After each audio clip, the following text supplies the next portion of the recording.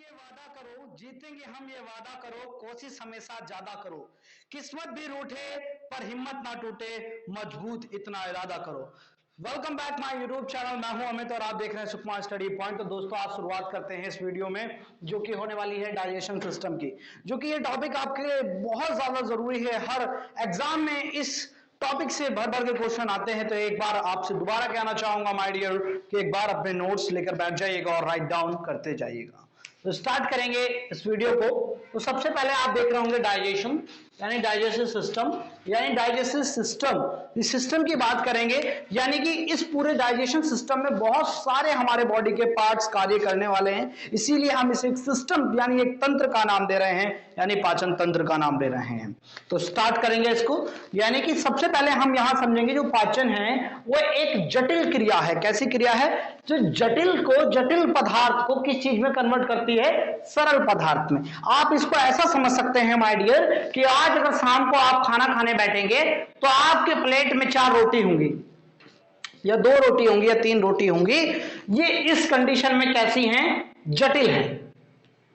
जब आपके मुंह में जाएंगी ये, जब ये आपकी माउथ कैविटी, बक्कल कैविटी में जाएंगी तो दांत इसको क्या कर देंगे? चबाकर सरल बना देंगे। कैसा कर देंगे? चबाकर क्या कर देंगे? सरल कर देंगे।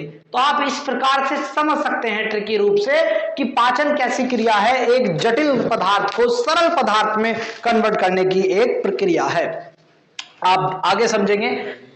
पाचन के अंदर फिजिकली भी काम करेगा और केमिकली भी काम करेगा। यानी ये पूरा अगर हम इसको एक साथ कहें तो फिजियो केमिकल प्रक्रिया है एक। इसमें हमारे केमिकल का मतलब आप समझेंगे जहां पर रासायनिक रूप से कार्य होता हो, और फिजियो का मतलब समझेंगे जहां पर भौतिक रूप से कार्य होता हो। तो इसमें भौतिक और रासायनिक दोनों तरह से पाचन में कार्य होता है, इसीलिए इसे फिजियो केमिकल रिएक्शन कहते हैं। ठीक उसी प्रकार से भोजन से जो पाचन का जो मेनली काम होता है वो भोजन से ऊर्जा का निर्माण करने का होता है। यानी इस भोजन से हमें क्या मिलती है? ऊर्जा मिलती है। ठीक उसी प्रकार जो हमारा जल हो गया, विटामिन हो गए, खनिज हो गए, इनका कोई भी क्या होगा? पाचन नहीं होता है। पूछ लेता है कि निम्नलिखित में से किसका पाचन होता है, ऑप्शन दे देगा आपको और उनमें से इनमें से किसी एक का नाम दे देगा कि आप समझिएगा पूर्ण रूप से जल, विटामिन और खनिज, इनमें से किसी चीज का भी पाचन नहीं होता है, बल्कि इन सब का जो क्या होता है? अवशोषण होता है, यानी एब्जॉर्प्शन होता है। और होता कहां पर है? बड़ी आंत में। ये बात भी आपको क्या होनी चाहिए? पता होनी चाहिए। जब स्ट्रक्चर में हम समझेंगे, जब हम आपको पूर्ण रूप से समझाएंगे। यहां पर आप डायग्राम देख रहे होंगे, एक छोटा सा डायग्राम मैंने आपको बनाया है। आई होप इससे आप पूर्ण रूप से समझ पाएंगे। तो ठीक सबसे पहले मैंने यहां पर बनाई है मुख गुहा। That's good. So, ये मुख गुहा मैंने आपको बनाई है। मुख गुहा का मतलब होता है ये हमारा मुंह, इसके अंदर टीथ होते हैं। जो टीथ में से पहली वीडियो में आपको पढ़ा चुका हूं, क्योंकि वो भी एक पाचन का पार्ट होता है। तो आपने अगर वो वीडियो नहीं देखी तो सबसे पहले जाकर टीथ का वीडियो देखिएगा, जिसका मैं लिंक डिस्क्रिप्शन में दे दूंगा आपको, वहां से आप वॉच कर सकते हैं। तो सबसे पहले हमारी मुख गुहा में होते हैं टीथ। तो टीथ का हम क्या करते हैं? भोजन को चबाने या फाड़ने का काम करते हैं। तो उसी प्रकार से मुंह में जीभ भी होती है। जो जीभ में सेंस ऑर्गन में आपको पढ़ा चुका हूं, उसका भी लिंक मैं आपको डिस्क्रिप्शन में दे दूंगा। अगर वो वीडियो आपने नहीं देखा तो वहां पर जाकर देख सकते हैं। तो ठीक उसी प्रकार से ये क्या काम करते हैं? जो हमारा भोजन होता है, मान लीजिए यहां पर हमारा भोजन था, जैसे ही ये भोजन हमारे मुख गुहा में पहुंचा तो हमारे दांतों ने इस पर अटैक, हमला बोल दिया, और हमला बोलकर इसकी चटनी बना दी। उसी चटनी को बोलते हैं बोलस। बोलस यानी खाना जब क्या होता है? मुंह में पहुंच जाता है तो आप क्या करते हैं? मान लीजिए आप खाना खा रहे हैं, आपके अचानक मुंह में कोई ऐसा कठोर पदार्थ आ गया जहां पर आपको निकाल कर, जब मुंह में चबाया आपने खाना और हाथ में निकाला, जो चबा हुआ खाना होता है उसे बोलस कहते हैं। हमारे यहाँ तो कुछ ऐसे होता है कि जैसे मान लीजिए कोई ज्यादा स्वादिष्ट चीज आप खा रहे हैं, मान लीजिए काजू कतली खा रहे हैं, और जैसे आपने काजू कतली खाई, अगर उसमें कुछ आ भी जाएगा ना तो काजू कतली अंदर ही रहने देंगे आप, और उसमें से ऐसे उठा के जो भी अगर मक्खी भी होगी उसको ऐसे निकाल के फेंक देंगे। यस या नो? तो हमारे यहाँ पर कुछ ऐसी सी कंडीशन है। तो ठीक इसी प्रकार से यहाँ पर देखेंगे, जो खाना प्लेट में था वो भोजन था, जब मुंह में गया तो वो बोलस बन गया। अब बोलस जो बना है वो धीरे धीरे यहां से, मान लीजिए ये बोलस है, अब वो बोलस धीरे धीरे यहां पर उतरेगा। इस पूरे को बोलते हैं फूड पाइप। क्या बोलते हैं? Food pipe, oesophagus. Food pipe. तो यहां पर जो हमारा फूड पाइप है, तो हमारा पूर्ण रूप से अभी हम डाइजेस्टिव सिस्टम के बारे में समझेंगे। यहां से डाइजेस्टिव सिस्टम को हमने पूर्ण रूप से, अब इस सिस्टम का मतलब होता है कि यहां पर शरीर के बहुत सारे अंग पाचन में क्या लेंगे, भाग लेंगे, और बहुत सारे अंग मिलकर एक सिस्टम का निर्माण करते हैं, तो उसी को हम कहते हैं डाइजेशन सिस्टम। तो डाइजेशन सिस्टम दो चीजों से मिलकर बना होता है, एक एलिमेंट्री कैनाल और दूसरा डाइजेस्टिव ग्लैंड, यानी कि पाचन तंत्र आहार नाल व पाचक ग्रंथि से मिलकर बना होता है। आहार नाल जो होती है लगभग 8 से 10 मीटर एनसीईआरटी में गिवन है कि इसकी लंबाई इतनी होती है। और आहार नाल कहां से स्टार्ट होती है और कहां पर खत्म होती है, मैं आपको बता देता हूं। स्टार्ट पॉइंट इसका ये वाला होता है, इसे बोलते हैं इसका स्टार्ट पॉइंट। स्टार्ट पॉइंट, ये इसका स्टार्ट पॉइंट हो गया, और ये स्टार्ट पॉइंट यहां से ऐसे जाएगा। ये आहार नाल का सबसे चौड़ा भाग ये होता है, इसे अमाशय कहते हैं। ये आहार नाल का सबसे चौड़ा भाग यहीं पर होगा, ये चौड़ा भाग हो जाएगा इसका, जे टाइप का होता है। ठीक उसी प्रकार से यहां से भोजन जाकर ऐसे जाकर यहां पर जाएगा, और यहां से जाकर यहां पर बड़ी आंत में क्या करेगा, एंटर करेगा। फिर यहां से भोजन क्या है, धीरे धीरे धीरे धीरे ऐसे चलकर नीचे पहुंचेगा, और ये इसका एंडिंग पॉइंट होगा। यहां पर ये इसका गुदा क्या होता है, एंडिंग पॉइंट होता है इसका। तो यहां से यहां तक की जो लंबाई होती है लगभग 8 से 9 मीटर तक की होती है। तो ये आप पूर्ण रूप से, आई होप पूर्ण रूप से समझ गए होंगे। देखिए जल्दी कुछ नहीं है, आप हर एक टॉपिक को ध्यान से समझिएगा। अगर इसके बावजूद भी कोई टॉपिक आपको नहीं आता है तो आप मुझे कमेंट में कमेंट कर दीजिएगा, मैं उसका रिप्लाई वहां पर कर दूंगा। आई होप, ऐसे उम्मीद नहीं है कि आपको कोई डाउट यहां पर बचेगा। ठीक उसी प्रकार से एलिमेंट्री जो कैनाल है उसके कुछ ये मुख्य पार्ट हैं, जैसे मुख गुहा हो गया, ग्रासनी हो गई, अमाशय, छोटी आंत, बड़ी आंत और गुदा। ठीक उसी प्रकार से सबसे पहले हम मुख गुहा के बारे में समझेंगे। तो मुख गुहा को हम इंग्लिश में बोलते हैं बक्कल कैविटी, इसका दूसरा नाम होता है माउथ कैविटी। इसी के अंदर लार ग्रंथियां पाई जाती हैं जो लार बनाने का काम करती हैं। एक दिन में लगभग 1.5 से 2 लीटर की लगभग लार बनाने का काम करती है। इस लार के अंदर कुछ एंजाइम होते हैं। जो लार ग्रंथि होती हैं वो होती है पैरोटिड ग्रंथि, पैरोटिड ग्लैंड, सबलिंगुअल और मैंडिबुलर, सब मैंडिबुलर। इन सबका काम क्या होता है, ये लार बनाने का काम करती है बेसिकली। इनके अंदर कुछ एंजाइम होते हैं। एंजाइम में सबसे पहला एंजाइम है लाइसोजाइम, जो कि कीटाणु, जो कि जीवाणु होते हैं, कीटाणु, इनको मारकर किल कर देता है। जो भी हमारे मान लीजिए खाने में आ गए हैं कीटाणु वगैरह, उनको क्या करेगा, मारकर किल कर देगा लाइसोजाइम हमारे मुंह में ही। क्योंकि लाइसोजाइम क्या करता है, कत्ल करने का काम करता है, मर्डर करने का कार्य करता है। इसीलिए इसे जीवाणुनाशी यानी जीवाणुओं का नाश करने वाला है ये। तो इसीलिए हम इसको हम टेररिस्ट नहीं कह सकते, बिल्कुल इसको कत्ल करने वाला कहेंगे, किलर कहेंगे इसको। ये किलर एंजाइम है। उसी प्रकार से दूसरा होता है टाइलिन और डाइटेज।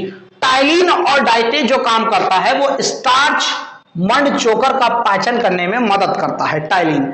अभी पूछ लेता है कोई कि लार में कौन सा एंजाइम पाया जाता है, तो मेनली जो आप बेसिकली मैं देखता हूं तो टाइलिन का ज्यादा नाम आता है कि टाइलिन अधिक मात्रा में पाया जाता है। तो बेसिकली हम टाइलिन को चुनेंगे। अगर इनमें से चारों एंजाइम का नाम है तो टाइलिन को ऑप्शन करेंगे। बेसिकली आपको टाइलिन ही मिलेगा ऑप्शन के अंदर, तो आप टाइलिन को चूज करेंगे। उसके बाद होता है डाइटेज, ये दोनों एक ही काम करते हैं, मदद करते हैं। उसके बाद है म्यूकस। म्यूकस काम क्या करता है, म्यूकस भोजन को चिपचिपा बनाने का काम करता है, यानी कि उसमें भोजन के अंदर राल को ऐड कर देगा म्यूकस, और भोजन को चिपचिपा बना देगा ताकि उसे नीचे फूड पाइप में सरकने में क्या हो सके, मदद मिल सके।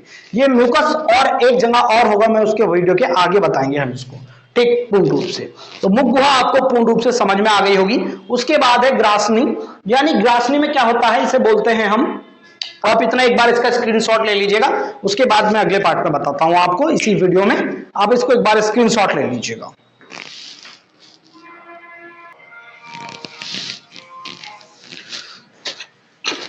सो आई होप आप ये पूर्ण रूप से समझ गए होंगे।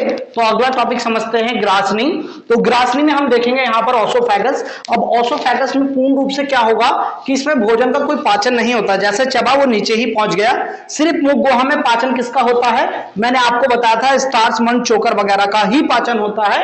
और ग्रासनी में कोई पाचन नहीं होता। इसमें क्या होता है, यहां से जो फूड मैंने आपको बताया था, ये रुड़क रुड़क कर क्या आएगा बेटा, नीचे की ओर और आएगा। इसका ये रुड़कना, इसका ये, जैसे आपने कभी कभी देखा होगा कि आप कोई आज तेल का पैकेट लेके आए, मान लीजिए रिफाइंड का, अब क्या करते हैं, उसमें से आपने हाथ से काटा, तेल धीरे धीरे से निकला, तो फिर आप क्या करते हैं, पूरा तेल निचोड़ लेते हैं, ऐसे ऐसे कर कर, ऐसे ऐसे कर कर निचोड़ लेते हैं, धीरे धीरे तेल निकल जाता है। इसी प्रकार से जब ये फूड हम खाते हैं तो ये धीरे धीरे क्या आता है, नीचे की ओर आता है। इसका नीचे की ओर ऐसे आना क्या कहलाता है, किरमाणुकुंचन कहलाता है। इसकी धकेलने की क्रिया को क्या कहते हैं, किरमाणुकुंचन, इंग्लिश में बोलते हैं पेस्टलाइसिस कहते हैं।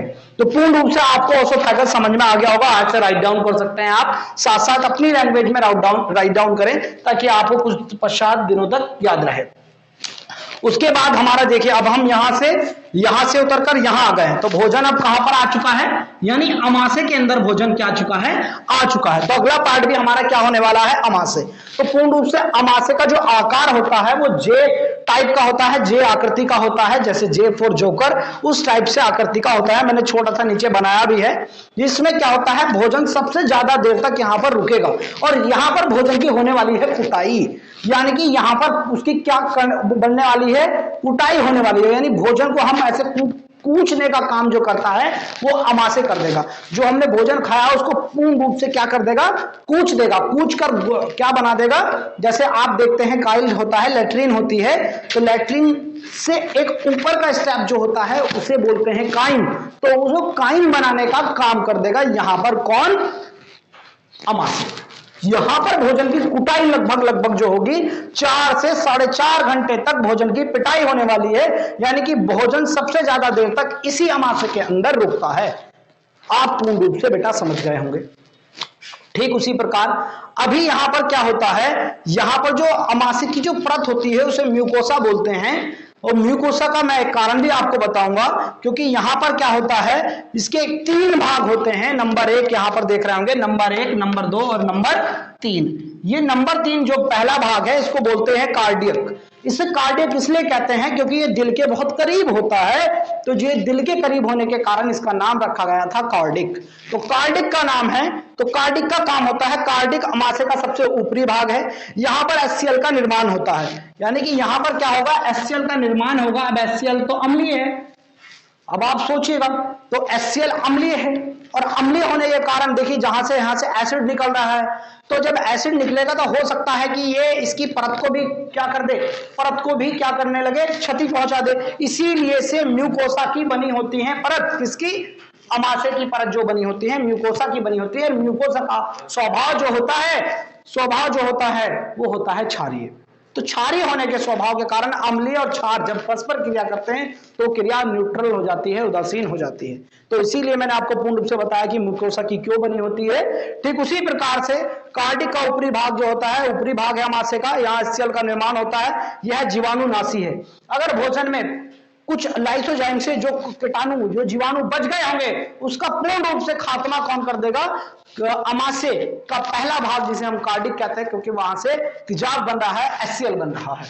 ठीक उसी प्रकार से भोजन को तोड़ने का काम करता है। ठीक साथ से इसकी पिटाई हो जाएगी लगभग 4 से 4.5 घंटे तक।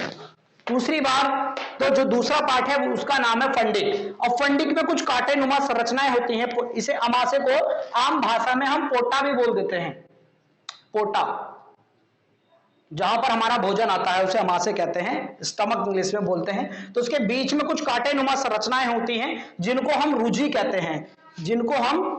कहते हैं, ये रुझि क्या काम करती हैं, भोजन को पकड़ने का काम करती हैं। जब हमें भूख लगती है तो यही रुझि पेट में क्या करते, चुभने सी लगती हैं, जिसे हम कहते हैं कि पेट में चूहे कूद रहे हैं। तो ठीक उसी प्रकार से तीसरा भाग होता है पाइलोरिक, और पाइलोरिक में यहां होती हैं कुछ ग्रंथियां जिसको हम कहते हैं जठर ग्रंथियां। क्या कहते हैं, जठर ग्रंथि। और ये जठर ग्रंथि से निकलता है जठर रस, और जठर रस से निकलते हैं दो एंजाइम निकलते हैं, एक का नाम है रेनिन, एक का नाम है पेप्सिन। और रेनिन बच्चों में ज्यादा एक्टिवेट करता है। बच्चे ने माता का दूध पिया और माता का दूध पीने के बाद डालडा घी से निकाल देता है, बच्चा दही से जमा के निकाल देता है। तो रेनिन जो काम करता है, यानी वो दूध को दही में कन्वर्ट करने का काम बेटा करता है। पूर्ण रूप से आपको समझ में आ गया। मैंने यहां लिख दिया है दूध से दही बनाने का काम। उसी प्रकार से दूसरा जो एंजाइम निकलता है उसका नाम है पेप्सिन। तो पेप्सिन प्रोटीन को पेप्टोन में तोड़ने का काम करता है। आपसे पूछेगा ठीक उसी प्रकार से कि पेप्सिन का प्रोटीन का पाचन कहां होता है, तो प्रोटीन का जो पाचन होता है अमाशय के तीसरे भाग पाइलोरिक में होता है। पाचन कौन करता है? पेप्सिन। पेप्सिन किसको पकड़कर प्रोटीन को पेप्टोन में क्या कर देता है? कन्वर्ट कर देता है। तो अभी तक इस वीडियो में हमने पहले पार्ट में इसके अमाशय तक पूर्ण रूप से हम पढ़ लेते हैं। अगले पार्ट में जो हम स्टडी करेंगे वो पार्ट होगा मेरे बच्चे छोटी आंत यानी स्मॉल इंटेस्टाइन, जिसको हम पूर्ण रूप से बेसिकली यहां से आप समझेंगे। जब तक के लिए आप वीडियो में बने रहें, इसकी जो नेक्स्ट पार्ट लेके आऊंगा मैं सेकंड पार्ट में लेके आऊंगा। धन्यवाद, थैंक यू सो मच। अपना ध्यान रखना बेटे, थैंक यू सो मच।